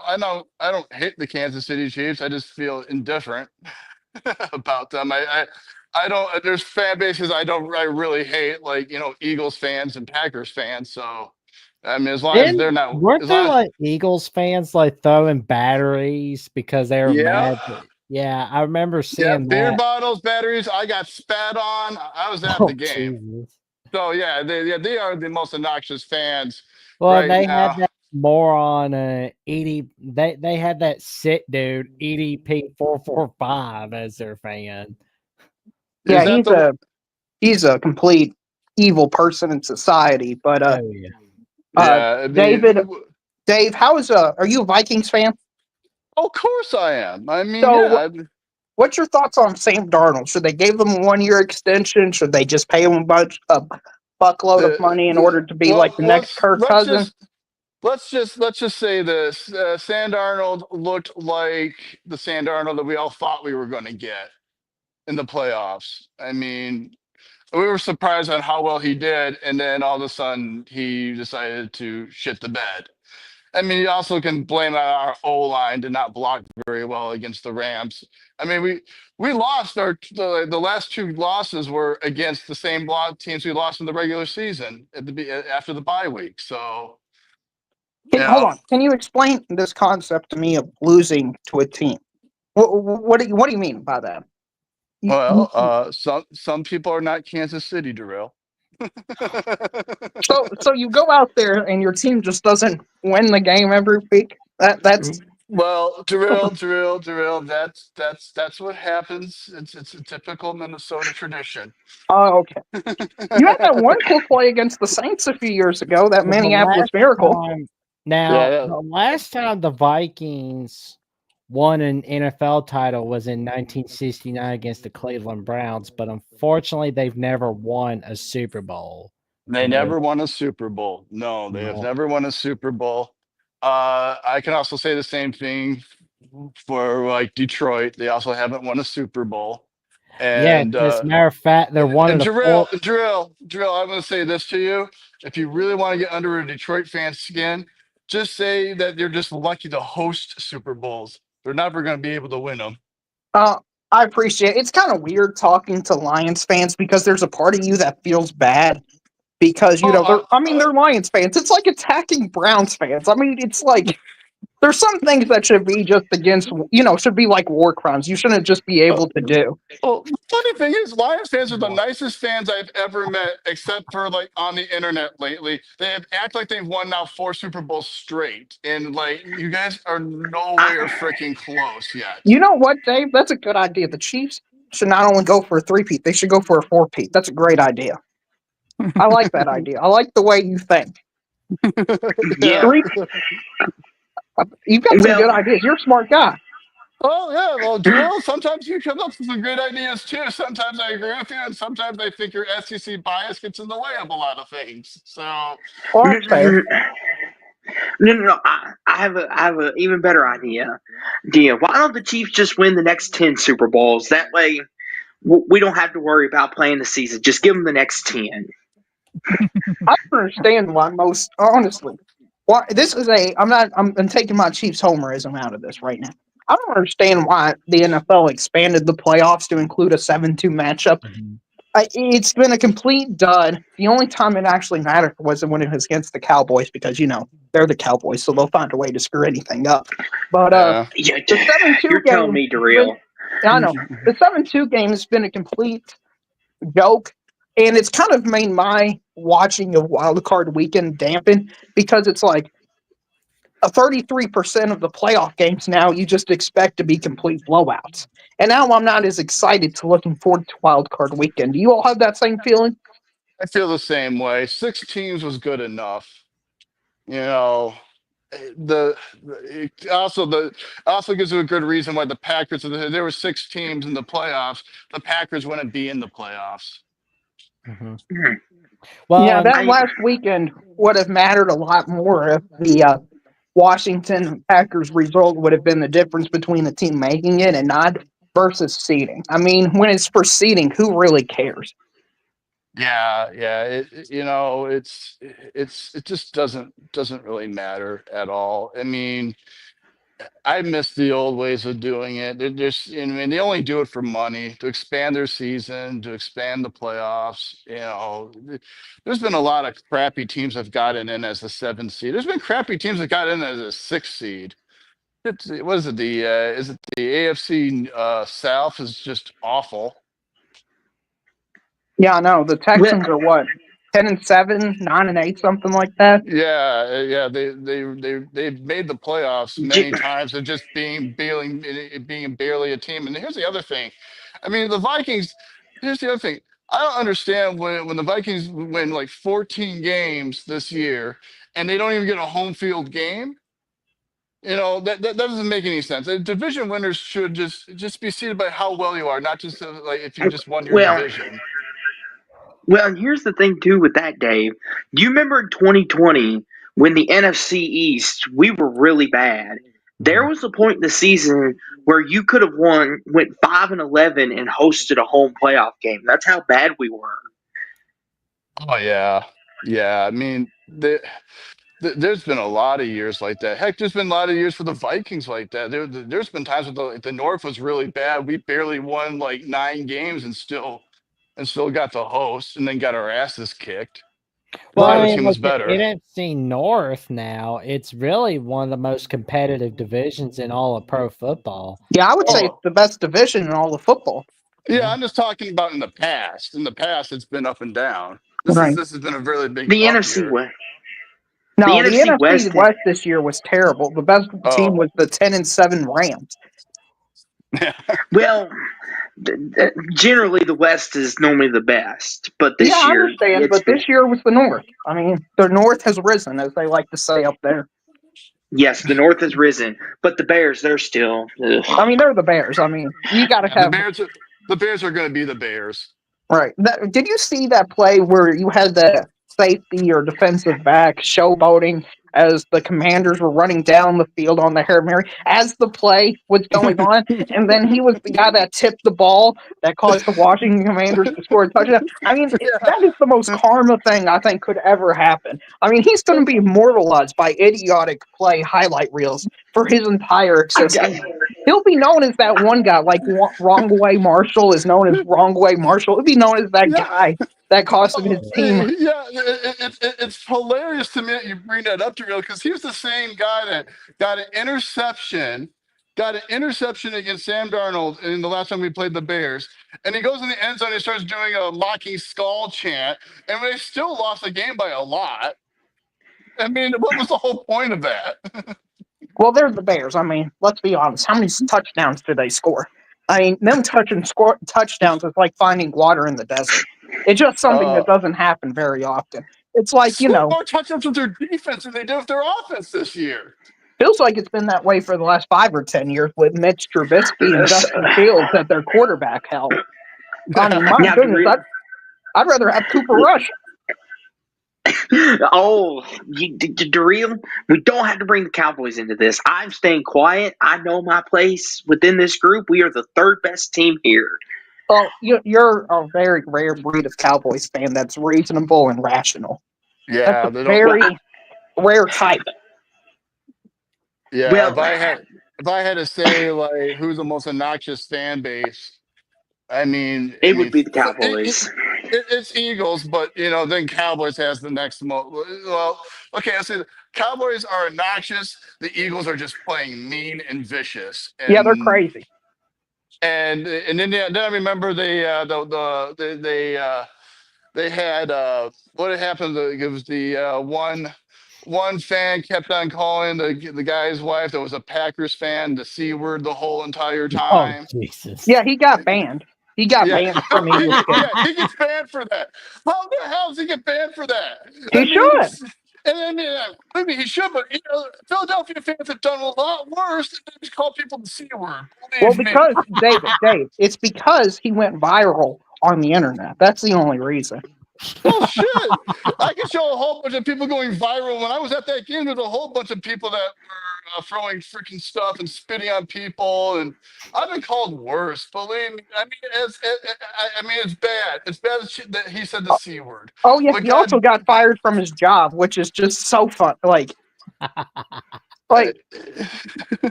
See, here's the thing. And Jason O says the Dolphins and Bills fans are the worst. The Bills fans. Hold on. Unless you're let me, Dave, Austin. Let me say this as a Chiefs fan, we'll keep the Bills fans in check. Okay, we'll play them every year and we'll beat them in the playoffs. So we've got them in check. Okay, we've got them. The worst thing I know for Bills fans is they just get drunk and smash themselves in the tables all the damn time. So they seem pretty polite. They seem pretty wholesome and good. Yeah, except when your team beats them over and over and over and over again. Yeah, I would love to know Jason O's gripe with the Dolphins. Is it because they had that undefeated year so long ago that they think they're hot stuff with Tua? And that they're going to do that again? Oh, that's adorable, Moose. You think the Bills are going to beat us? Oh, that's adorable, man. I mean, that's just my heart warms for you, Moose. I mean, that's so. Moose. So I mean, I can't even talk trash to that because that's just so nonsense and delirious. I just have to say, you really think that, Moose? I mean, come on, man. You got to do trolling better than that. We've only beat them the last 4 times we played in the playoffs. Hey, maybe instead of a wide right situation, we'll have a wide left situation just to complete the. Moose, as much as I know you want Darrell to be put to sleep, so to speak, with his Mahomes bias and stuff.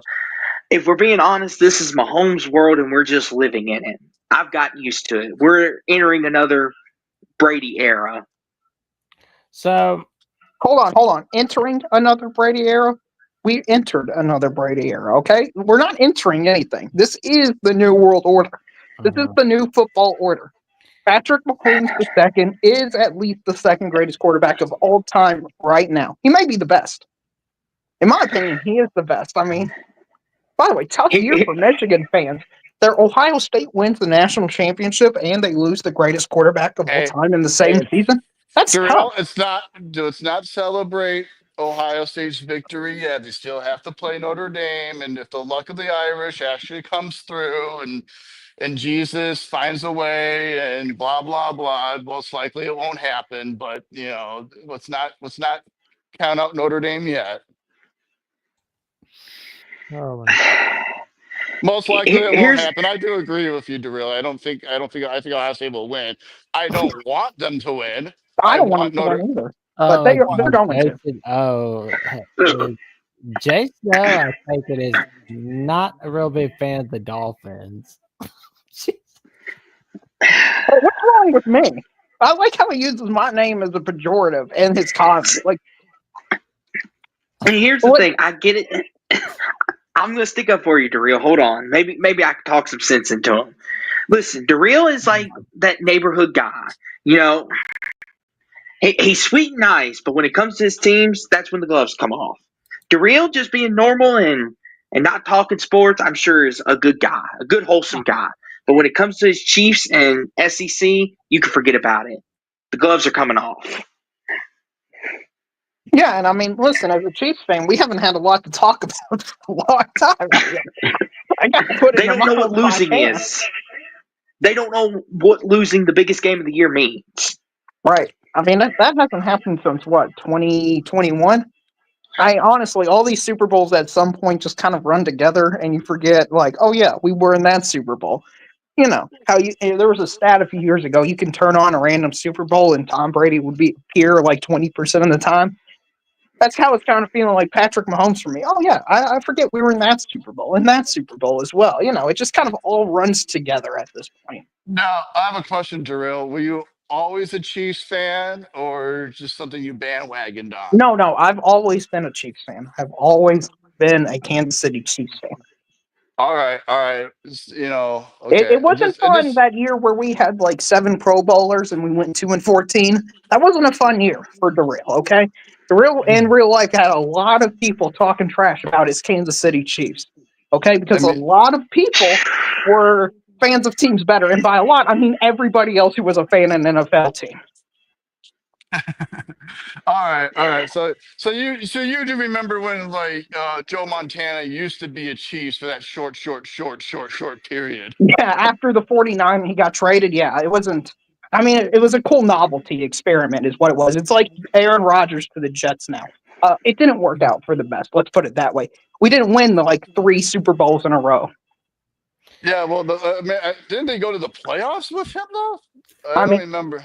Did they? I mean, they did I a heck think of a we lot better did, than but what Aaron Rodgers did with the Jets. But then the Jets are the Jets, no matter who's quarterbacking. right. But the Chiefs' mantra is we make the playoffs. We're a first round exit or second round exit team. That's the Chiefs in a nutshell of what they've been before Mahomes got there, and then they won a Super Bowl way back in the day. Super Bowl 3 to be exact. Yeah, I remember that was the first Vikings loss in the Super Bowl. I want to say this: if anyone ever questions my Cowboys fandom, which I've had a couple people tell me, "Oh, you're not a real Cowboys fan." Well, since I was born in 2002, I never saw the Cowboys in their glory day, but I did see them at their worst when they went through 4 starting quarterbacks in one year: Brandon Wheaton, Kyle Orton. We went through Gary Gilbert. I went through all that. So if we come out on the other side and win a Super Bowl, which let's be honest, I don't think that's going to happen because Jerry Jones can't get out of his own way. Like there ain't no bandwagoning over here. Right. Yeah, Whenever Kansas City doesn't become great again, and when we're all back here in 2040 or 2045, and Kansas City's back to being 9-8, and I'm still a Chiefs fan, then these accusations of bandwagon will go away. But we got a long time to go, like a long time to go. Also, Moose, you do realize we beat the Ravens this year. What's Moose saying? I mean, just think about it. Kansas City's back-to-back Super Bowl champions. They got the best quarterback, best head coach. They got toughness, grit, and they have the best defense in all of the NFL. Okay? And yet he believes that their half the playoff field is better than the Kansas City Chiefs. It would be like having the Michigan 2023 team and then having Bryce Young at quarterback, okay? And saying, you know what? That team shouldn't have even been in the playoffs. I mean, just think about that. I mean, come on, Moose. You if you're trolling, you kind of make comments that are actually productive and actually meaningful and actually have some oomph behind them. That way it can actually affect me instead of just naming a bunch of teams and saying they're better. How about this? The Jacksonville Jaguars are better than Lions. Why? Because I said so. And that's what you're saying by saying this, man. Come on. See, here's what I love about this. Darrell, Moose, Dave, Jackson. This is what's so great about this. Guess what? We're going to play this on the field. And I hope the Lions Chiefs do meet in the Super Bowl because we can finally put this to rest. Who the better team is once and for all. I would love to play the Lions in the Super Bowl. I don't know what the record is for most touchdowns, most yards, most rushing yards, but all of those records are in jeopardy if the Lions defense plays Patrick Mahomes. Okay, every record imaginable on offense Kansas City could get, they probably will get. Okay, Patrick Mahomes will probably have 550 yards of throwing. Travis Kelce will have like 250 yards of receiving because it'll be his final game. We'll intentionally throw. And the Lions defense doesn't exist because they're on the hospital now because they've had some horrific luck and injury. So, they'll have one of us out there on the field covering. It's like, good luck. And here's the thing, Darrell, Moose does bring up a great point. You're talking a lot about Mahomes and everything, which you should. You have every right to. He's the baby goat, as Shannon Sharp likes to call him. But what are y'all going to do with that Lions offense? Well, your defensive line. We have Trent McDuffie, who's the best cornerback, in my opinion, in all of the NFL. Shame he didn't get a Pro Bowl selection. I mean, that's worse than Patrick Mahomes not getting a Pro Bowl. And we also have this guy named Chris Jones. I don't know if you've heard of him. He's just the best defensive lineman in all of the NFL. I mean, he's like Aaron Donald 2.0, basically. He just completely wrecks the interior, needs like 2 or 3 guys. So we got 2 pretty good defensive players who could shut them down. I don't know if Kansas City can hang with all that speed. And I'm not trying to start any arguments with you, Darrell. The Detroit Lions' speed is legit.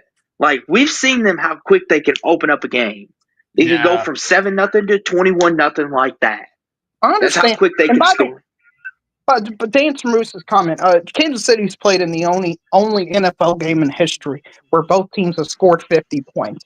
So if we need to score 51, 52 to beat the Lions and play a 55, 52 type game, we've proven we can play those type of games.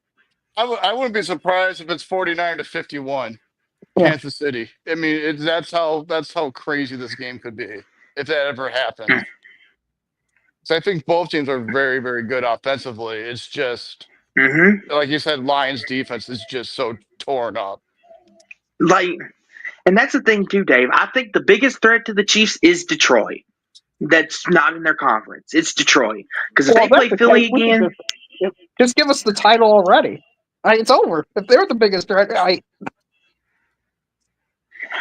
well, because Darrell, I don't trust Josh Allen against Mahomes. He can't win in the playoffs. Even if you give Mahomes 13 seconds, it don't matter. I'm still going to pick Mahomes to win the game. He's done it. Right. I'm worried about the Ravens. The Ravens, to me, and the people have made this comparison, Lamar feels like Peyton Manning, while Patrick Mahomes feels like Tom Brady. It feels like eventually Lamar Jackson is going to beat Patrick Mahomes. He's got the talent to do it, and his team looks really, when they look elite, they just crush everybody. I mean, they crush great teams. They crushed the Bills earlier this year.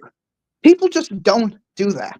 Even the Lions, when they play, I mean, they crush bad teams like the Jaguars, but I'm worried about the Ravens, and I'm going to be surprised if Kansas City is underdogs to the Ravens because, we're underdogs to everybody. I mean, I guess Vegas doesn't like predicting games correctly anymore, That's the thing, though, Darrell. That's when you all shine and thrive, though.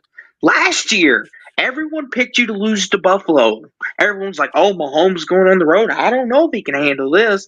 What happens? He goes to Buffalo and win. Then they're like, oh, surely the Ravens, the best running offense and the best defense. This is bad news, Kansas City. This is where the road ends. And then San Francisco. Everyone was like, oh, here we go. Mahomes is going to get it now. Oh, a 10-point deficit. Oh, that's nothing. And Taylor Swift in the crowd. That's nothing. I got this. Well, guys, I actually got to get going. It's later than I expected. I've got some stuff I got to do. So, but anyway, it's good talking to you, gentlemen. I'll see you all later. See you later, Darrell. See you tomorrow, man. Well, what's your prediction for the national title, Mr. Dave? Well, my prediction, what I wish for is a 27-24 Notre Dame victory, last second field goal. My actual prediction is Ohio State, I would say 31 to like 14. I mean, Okay. that's my actual prediction. And my battery's about to die too, so I have to get going myself, guys. So All right. Oh, well, And well, the battery died, I guess, and we'll be seeing Minnesota Dave real soon. yes. Oh, I mean, Jackson, we veered off into the woods, so to speak. yeah. But just in case anyone forgot, Jackson, remind the people of your score before we go for the I've night. got Just Ohio that. State win 24-21 against Notre Dame. Okay, you got a field goal. I've got Mhm. Ohio State winning 34-17. There we go. And Dave, have a nice night. You And too, Moose man. says because when Detroit is 100%, nobody can touch them. Agree. And Jason O likes Baltimore fans. There we go. Well, Jason O, I don't know if you like this fan base or not, but I know you like one person in this fan base, and he happens to run a show that is in the fan base. Now, I Okay. don't know if Jackson makes up for the entire fan base, but he can only do so much. But good buddy Jackson, the floor is yours. Well, you can check me out on Alabama at the Voice College Football. Johnny and I laid to rest, which was the 2024 season for the Alabama Crimson Tide. And I believe next week we'll be going over what's the plan for 2025 and much more. Thursday night, well, later tonight, I guess, will be the 15th edition of the Alabama Call-In Show, where Jeffrey and I take your calls on the Alabama Crimson Tide and your takes on them. And of course, we've got, well, coming up, I've got episode 59 of the Jacksonian, where I will be filming with Mike Debate, the host of Locked On Patriots, where we will discuss our take on what is going on with New England. How are they doing with the Mike Vrabel hires so far? How's it working out for him? And much more. And that will be released at 8 p.m. Central Time, 9 p.m. Eastern Time. Of course, Friday afternoon at 5:15 p.m. Central Time, 6:15 p.m. Eastern Time will be the 60th edition of the Jacksonian with Trevor Trowbridge, the staff writer for Irish Breakdown, where we will preview the Notre Dame Fighting Irish and their path to the national title. We'll be going over so many fun topics on the Notre Dame Fighting Irish. And next Tuesday will be the release of episode 61 of the Jacksonian with the host of Locked On Titans, Tyler Rowland, as we go over our take on what's going on with the Titans. And of course, for more updates on what I've got planned on Alabama with the Voice College Football, on Alabama with the Voice College Football and the Jacksonian, check me out on Jackson Johnson 543906 on Instagram and Threads, and Jackson Johnson. Jackson VOCFB. Sorry, I am not doing so hot at the moment.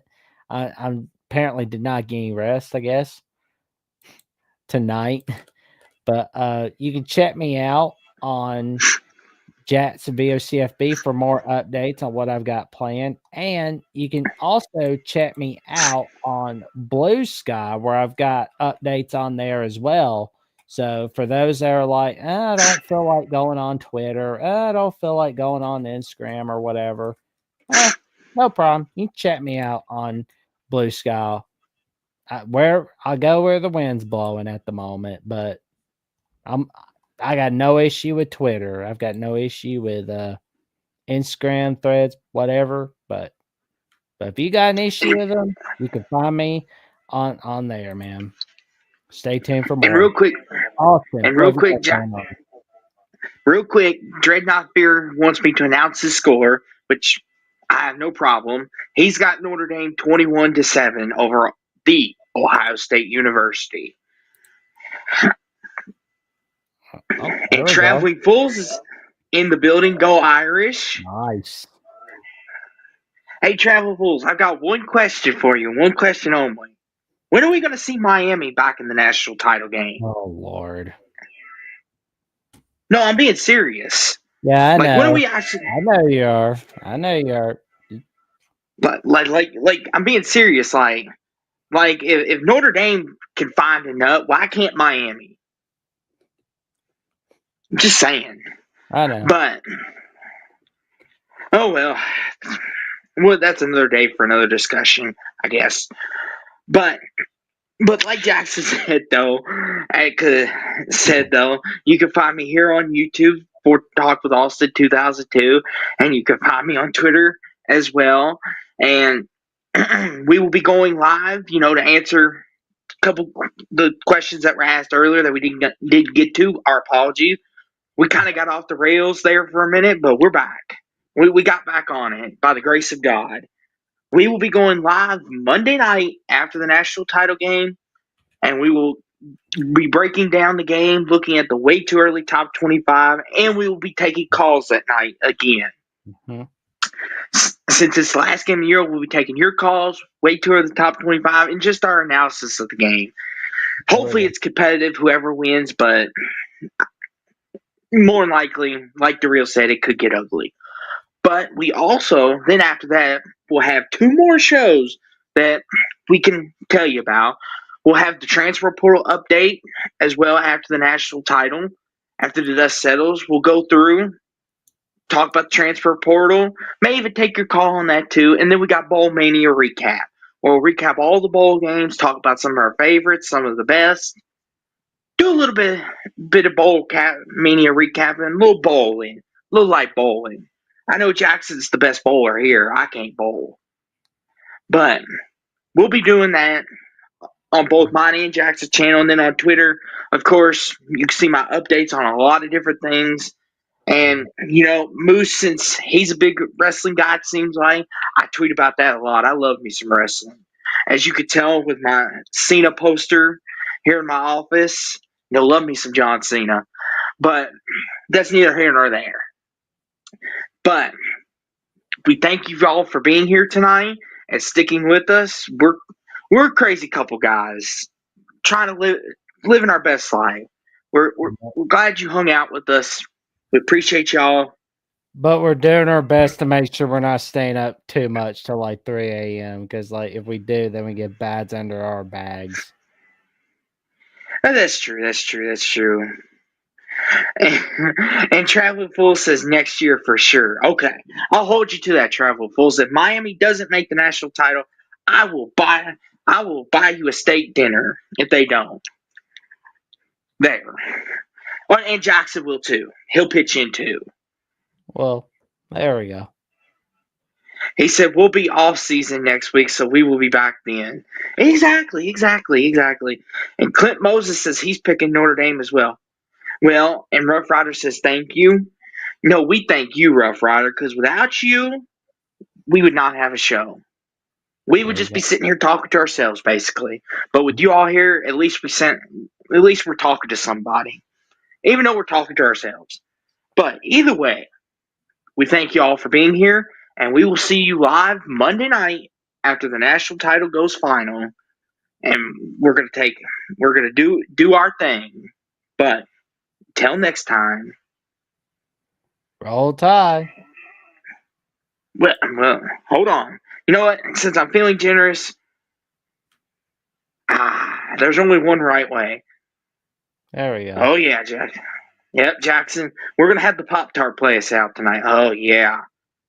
Jackson, put that thing back in your pants. Nobody needs to see that. There's children watching.